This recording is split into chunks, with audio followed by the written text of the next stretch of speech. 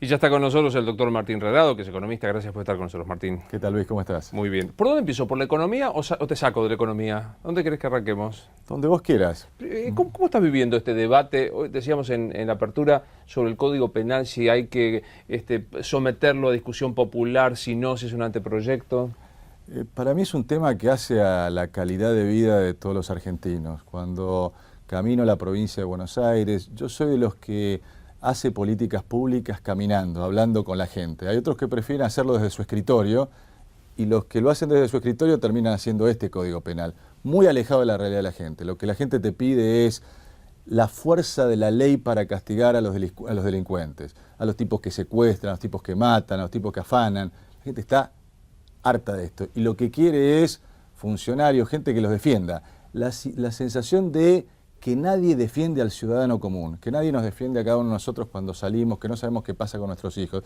Entonces, vos ves el anteproyecto de código que, como concepto general, le baja las penas a todo el mundo. Sí, esto es objetivo, no hay demasiado para decir. No, yo veo la discusión, a ver, ¿estás embarazado o no estás embarazado? Digo, ¿sí o no? La reincidencia, ¿se elimina o no se elimina? Sí, se elimina. Entonces, cada delito se toma de manera aislada. El robo con armas baja a ser excarcelable. El narcotráfico, Luis, que es el principal problema y que uno teniendo hijos adolescentes lo tiene, digamos, como el principal tema de la familia. El narcotráfico, el tráfico de drogas, bajan la pena a 3 años, lo cual lo hace excarcelable. Con lo cual, no solo creo que hay que discutirlo, creo que esto es esencial en términos de que la gente opine, porque esto hace no a un gobierno o a otro, hace a qué país o dónde queremos vivir los argentinos. Me parece que también hay algo que vos planteabas que es interesante, que es la discusión de escritorio y la discusión de la realidad. La discusión de escritorio, que me parece que la que se está dando hoy, tiene que ver con discusiones ideológicas, sí el abolicionismo, sí el garantismo, como conceptualmente pensar que el delincuente es corresponsable con la sociedad. Digo, el resto es lo que pasa todos los días, ¿no? Claro, eso es la distancia que uno ve entre el funcionario de escritorio, quizás académico y demás, que nunca caminó por el conurbano, nunca habló en Lanús, en el colegio de abogados, como yo lo hice hace 2 semanas, o en Necochea con el productor agropecuario que está sometido a un robo, hasta robos que pueden haber de maquinarias, o secuestros que ocurren, como me pasó el otro día cuando hablaba con un estudiante en la Universidad de Lomas de Zamora. En fin, digo, esto es la realidad de los tipos que desde su escritorio a 2 cuadras del Obelisco hacen un código y la realidad de la gente. La realidad de la gente es toda la fuerza de la ley para castigar el delito, la delincuencia, el narcotráfico y después, por supuesto, una justicia que funcione acorde. Pero el Código Penal, que debería ser el principal disuasor, por lo que tenés que poner es penas gravísimas, de manera tal de que no te incite, es decir, si matar no cuesta nada, bueno, ahí vas a tener un caldo de cultivo para más delincuencia. Punto y aparte, hablo de economía. La Presidente fue elíptica, para decirlo. Si hablas fuera de micrófono con la gente del gobierno, se superó el problema económico. El tema de la evaluación calmó, los precios cuidados están bajando la inflación. Hoy Augusto Costa dijo que hay precios que están bajando. ¿Pasamos la crisis económica? No, yo creo que hoy tenés un hielo que está tapando una herida o una fuerte edema que tiene hoy la economía argentina. En particular el problema cambiario, ha habido una medida puntual acertada del Banco Central, que es obligar a los bancos a vender sus posiciones en dólares, lo cual ha generado que el precio, sobre todo, se haya calmado. Pero vos mirá el nivel de reservas no crece y todavía queda un mes por delante para la llegada de los dólares del agro, y los dólares del agro, como vos sabés, están concentrados en 3 meses, en abril, mayo, junio y un poquito en julio. Entonces, el gobierno compró tiempo. Ahora, uno compra tiempo para hacer las cosas bien. Si comprás tiempo para seguir tirando los temas hacia adelante, está claro que hoy por hoy, digamos, cualquiera que mire el mercado cambiario dice, bueno, está tranquilo, pero el dólar tiene un lugar para ir solamente que es para arriba. ¿Por qué? Porque hay pocos dólares. Ninguna de las medidas que se creó, Luis, objetivamente aumentan la oferta de divisas. Es decir, acá trajiste más divisas, generaste más confianza, hay más afluencia, y esto es un problema de necesitas más dólares en la economía y necesitas menos pesos. Y a pesar de que el Banco Central ha hecho una buena tarea en el mes de febrero, una golondrina no hace el verano. Acá venís emitiendo a lo loco desde el año 2010, a un ritmo del 35% anual. Por lo tanto, seguís teniendo exceso de pesos y te faltan dólares, y la consecuencia es que tenés una calma transitoria. Depende cómo utilicen este tiempo de acá hasta julio para ver si pueden seguir zafando. Pero esto como cuando íbamos a la facultad y te sacabas un 4, que zafaste, ¿no? Bueno, venís zafando. El costo para todo esto, de todas maneras, es recesión. Digo, lo estás viviendo en los comercios, ¿eh? Claro, se está mirando, dice, las ventas están, digo, no solo por el piso, sino que cayeron. Alimentos, bebidas ha tenido una caída del 10%, la caída de ventas. Está bien que hay el tema de las lluvias y demás, la gente consume menos bebidas, pero también se está reemplazando por segundos bebidas sin alcohol o por agua. Con lo cual, digo, el costo de todo lo que ha hecho el gobierno en el mes de enero, la devaluación nos ha hecho más pobres. Lo que vamos a tener es recesión con más inflación. Mencionabas el tema del Banco Central, una golondrina que no hace el verano, pero ¿fue una golondrina? ¿Es mejor la gestión de Juan Carlos Fábrega respecto a la de Mercedes Marcó del Pont? A mí no me gusta hacer comentarios a las personas, sino a las políticas y a la calidad de las políticas y a sus efectos. Es indudable que el problema económico es un problema integral. Vos no podés tomarlo como compartimentos estancos y decir, pero acá había un problema cambiario, monetario, fiscal, de falta de coordinación. Acá con una cosa que hagas, y realmente vos podés decir, la tasa de interés al 30% anual, ¿es sostenible? Claro.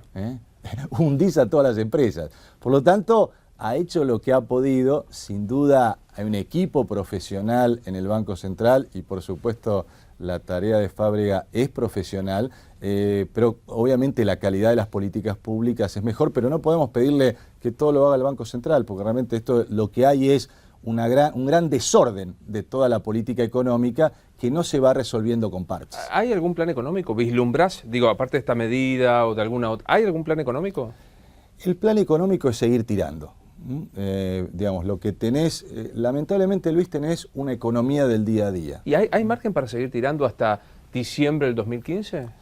Buena pregunta. Va a depender, y una de las cosas que tenés que mirar es, el gobierno está claro que está haciendo dos cosas, que es el ajuste sin decirlo. Ajuste de salarios, y hay que mirarlo acá en el corto plazo, pero está claro que cuando el gobierno te plantea, y le plantea a los docentes, un 25% de aumento, eso está 10 puntos por debajo de la inflación. Hoy la inflación de piso vas a estar en un 35%. Con lo cual, el gobierno te plantea un ajuste desordenado que caiga el salario real. Por lo tanto, es evidente que el consumo va a estar golpeado este año. Entonces, ¿dónde se estaciona el salario? ¿Cuánto perdemos los trabajadores en términos de capacidad de compra? Es una de las tranqueras que tenés que mirar en los próximos 60 días. Y la otra es, el gobierno está haciendo algo que dijo que no iba a hacer. Quiere volver a endeudarse. Ahora, el costo de ese endeudamiento es altísimo, porque como cualquier cosa es posible en la Argentina, no te creen. No te creen, exactamente. Entonces, digamos, un bono argentino a 2 años rinde 14% en dólares. Digamos, no hay título en el mundo. Ucrania debe estar en el medio de una crisis política fenomenal. ¿Y por qué es esto? Porque como dijiste, cualquier cosa es posible, no te creen. Entonces, ¿utilizarán este tiempo para endeudarse y patear la pelota hacia el que viene? Parecería que van en esa dirección. Ahora, hay impericia en el equipo económico y los tiempos dicen de resolver el Club de París. Bueno, ha habido una propuesta al Club de París, en los modos estamos mejor, en la sustancia todavía estamos lejos, con lo cual la pregunta es, en estos 3 o 4 meses, ¿obtendrán fondos del mercado de capitales internacional y a qué costo?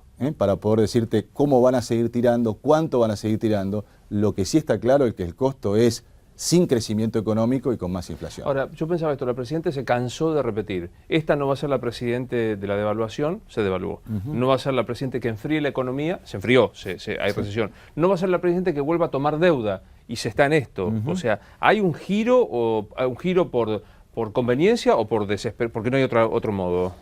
Parecería que la realidad tiene cara de hereje y por lo tanto están haciendo cosas sin decirlo. Pero reitero, hay otra salida, hay la posibilidad de tener un programa virtuoso. Hoy Argentina debería estar captando capitales que se están yendo a Uruguay, a Paraguay, a Perú.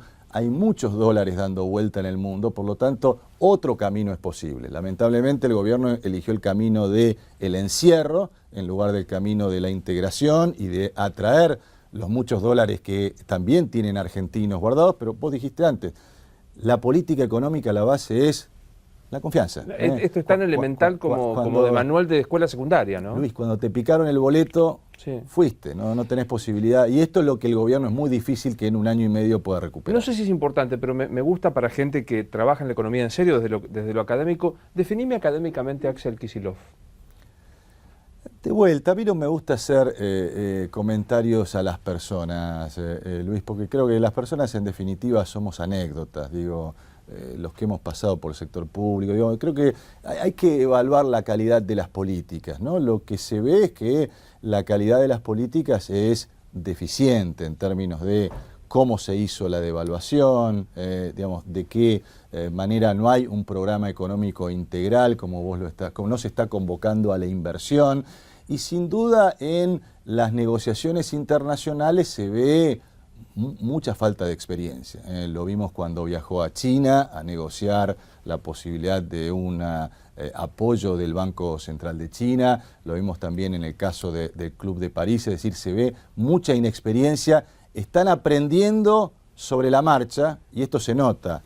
Y hoy no hay lugar para aprendices. Claro, ¿es neokeynesianismo heterodoxo lo que se aplica? Yo diría que hoy el mundo es todo keynesiano. Digamos, ¿qué economista, Luis, no te habla de la intervención, claro, y la regulación del Estado en la economía? Y sobre todo quienes faltaban convencerse después de la crisis del 2008, donde hay una crisis en la regulación financiera, está claro que la intervención debe estar presente para nivelar el campo de juego. Ahora, yo diría que yo divido el mundo hoy de los economistas profesionales entre los intervencionistas o keynesianos consistentes y aquellos que son inconsistentes. Los inconsistentes son aquellos que se puede gastar y nadie paga.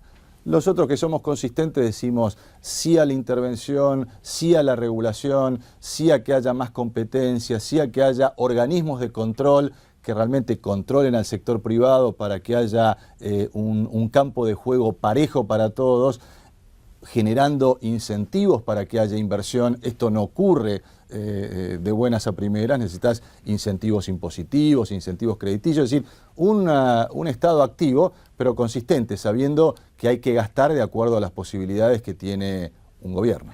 Vayamos a un caso muy puntual y muy inmediato, que son sueldos, recién hablábamos de salarios, docentes, oferta sí, del gobierno a hoy 3.800 pesos, a un año, digo, proyectar un año, pedirle a los maestros que acepten es casi un acto de fe, más que un acto de lógica. ¿Hay otro modo de redireccionar el gasto, de pensar que un maestro debe, como instrumento esencial de la educación, no puede ganar 4.500 pesos? Es que el problema es dónde está el gasto. Indudablemente tenemos que invertir más en los docentes, capacitarlos más, darles incentivos también monetarios para que puedan capacitarse y para que estén cada vez mejor y ganen cada vez más. Obviamente donde hay que mirar es donde hay despilfarro público, la naturaleza de cómo están dados los subsidios al transporte, Luis, por ejemplo, se los das a las empresas de colectivos por la cantidad de colectivos que tienen. Entonces, un colectivo va vacío, igual recibe ese monto de subsidio. En lugar de direccionar a aquellos 10 millones de pobres que no pueden pagarse el boleto de colectivo y que tienen que seguir pagando un boleto subsidiado.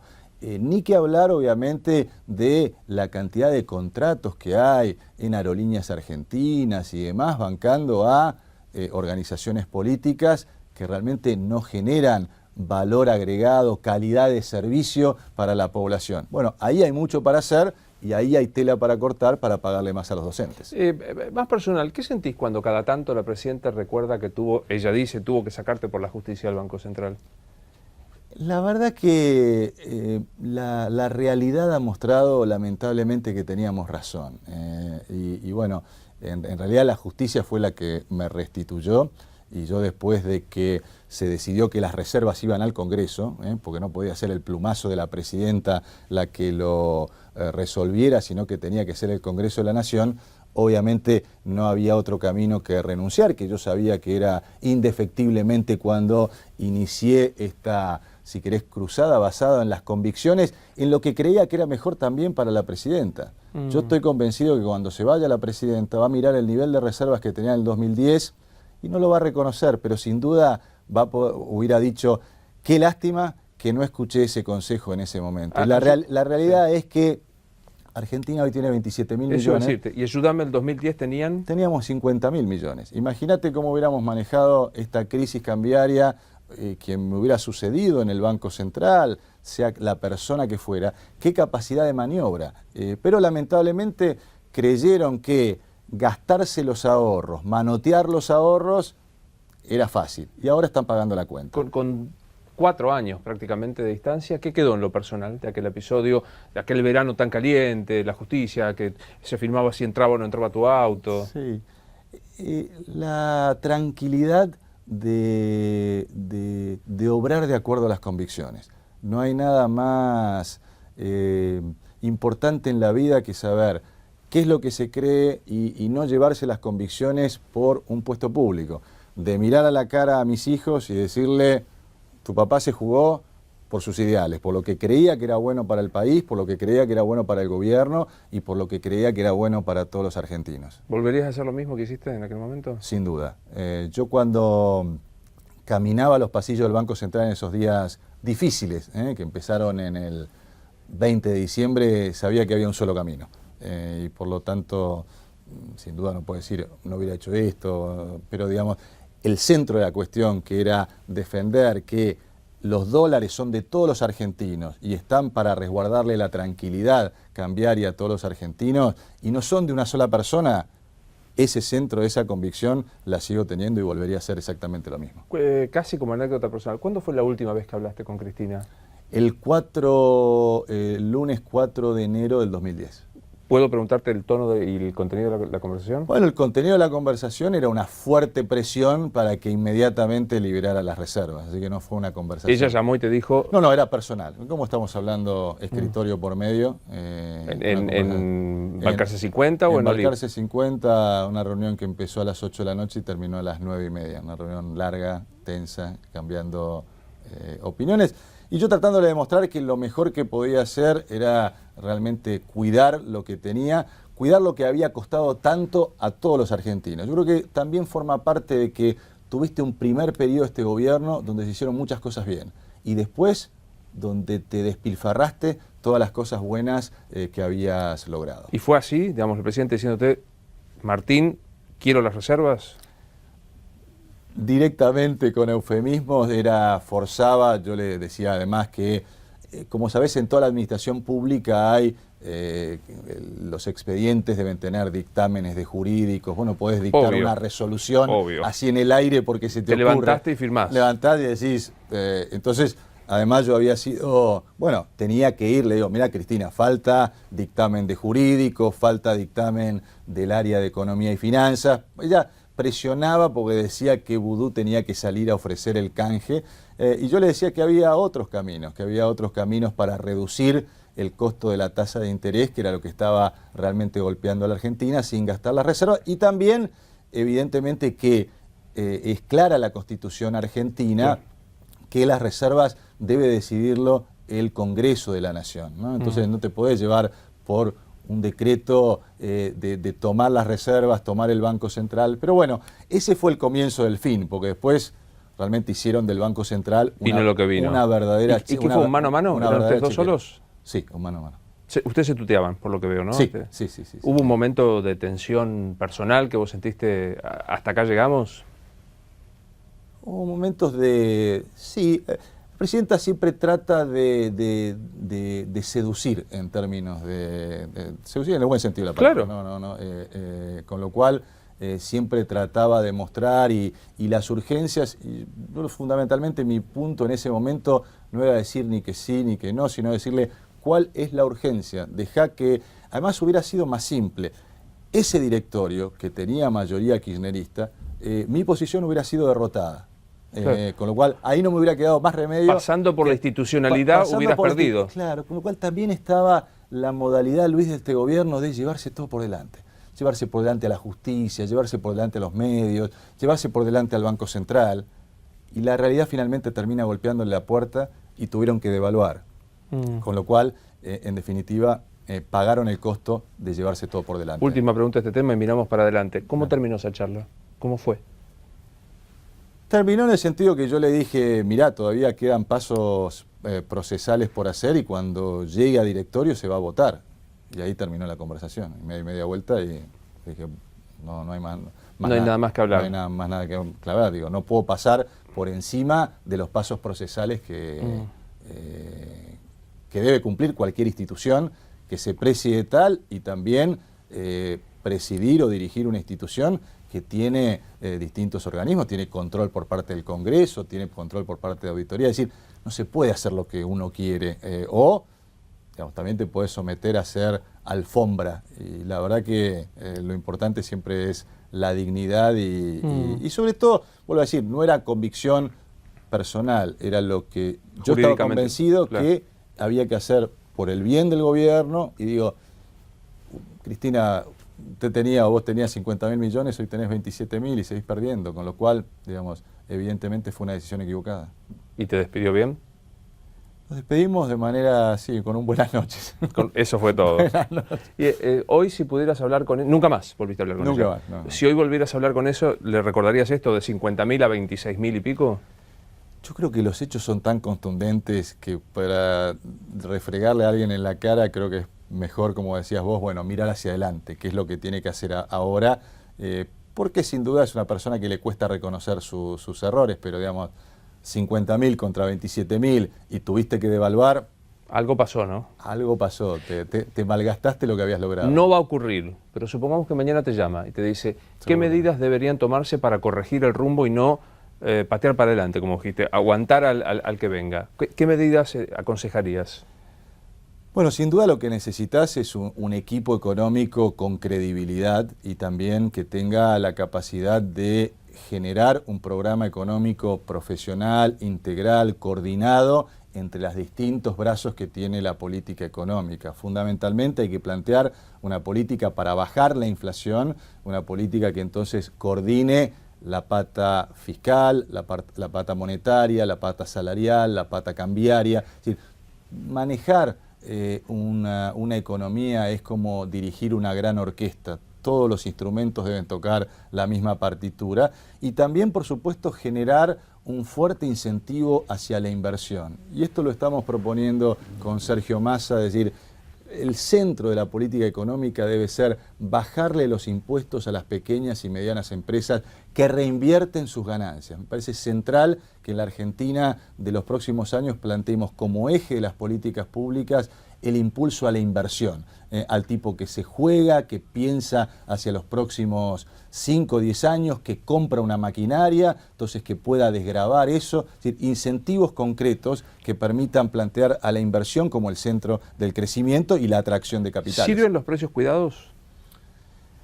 ¿Vos creés, Luis, que con 200 precios podemos...? Y además hay que ir al supermercado. Yo voy todos los sábados, primero porque me gusta, pero también hasta diría como ejercicio para ver... encuentro muy pocos productos en un supermercado nacional, para no hacer bien específico. Encuentro muy pocos productos de precios cuidados, pero el problema, Luis, es que estás actuando sobre las consecuencias y no sobre las causas. Lo que dice el gobierno es que la culpa de la inflación es de los supermercados. La culpa es de la mala política económica. Y es más, y casi nos hace corresponsables por no elegir los precios. Yo digo, correcto, bueno sería correcto, que encima yo como ciudadano que pago los impuestos me tengo que ocupar. No, si estuviera acá Ariel Wallman de Teleshow me diría, ¿tu pareja te manda al supermercado todos los sábados? ¿Puedo titular con eso? Todo bien. No, jamás te hice una pregunta personal, pero todo bien con eso, ¿no? Sí, está todo muy bien. Te digo, ¿Luciana te manda al supermercado? ¿Sería el título? No, voy solo porque primero, me gusta comprar la carne para el asado los sábados. Entonces voy, pero pero también me gusta desde el punto de vista, digamos, Obvio. profesional, para decir, bueno, ¿cuál es la realidad? Además charlas con la gente, ya que la gente se acerca y dice, mire que lo que está pasando, realmente es un muy buen termómetro, y bueno, y ahora con los precios cuidados es mirar realmente, ¿hay o no hay? Porque Claro. si no te la van contando por 678, por otros medios, digo, la verdad es mirarla personalmente y ver que realmente los precios cuidados es una curita para una herida, pero el problema está en otro lado. El problema está en un gobierno que no se pone el espejo frente al espejo y no hace una autocrítica. Entonces siempre la culpa, la delincuencia, el problema está en los otros. El seguro. Narcotráfico está en los otros. La inflación son los otros. La inseguridad es otra, la claro. devaluación la hicieron otros, cuando la devaluación Seguro. fue culpa de ellos. Mi última pregunta, estás trabajando en el espacio de Sergio Massa. ¿Aceptarías ser su ministro de Economía si alguna vez llega a ser presidente? Luis, la verdad que primero es prematuro hablarlo. Hoy Sergio y el Frente Renovador son un bloque importante en la Nación y en la provincia de Buenos Aires, y a todo el equipo lo han votado con Sergio a la cabeza, por supuesto, 4 millones de bonaerenses, con lo cual, digo, hoy hablar de cargos y demás es realmente ridículo. Yo estoy contento de formar parte de un equipo. Y hay que trabajar en equipo, yo creo que hay que dejar, y te digo sinceramente, miro mi carrera profesional, yo nunca dije que quería ser vicecanciller, secretario de Relaciones Económicas, presidente del Banco Central, y digo, uno va construyendo masa crítica, trabajo en equipo, pero la verdad que hoy por hoy esta pelea por el Código Penal me entusiasma y me motiva tanto como para salir a buscar firmas, para salir a la calle, para salir a esto como ciudadano, y por lo tanto digo, falta tanto. Lo que sí debemos desde el Congreso es generar proyectos, propuestas para que las cosas, la calidad de vida pueda mejorar. Gracias por haber venido. Gracias, Luis. Te voy a poner la gente de Teleshow, Luciana Salazar lo manda al supermercado los sábados. Eso lo dijiste vos. Obviamente. Yo dije, o no somos periodistas. yo dije, no, voy solo, pero Gracias bueno. por venir. Gracias a vos. Pequeña pausa.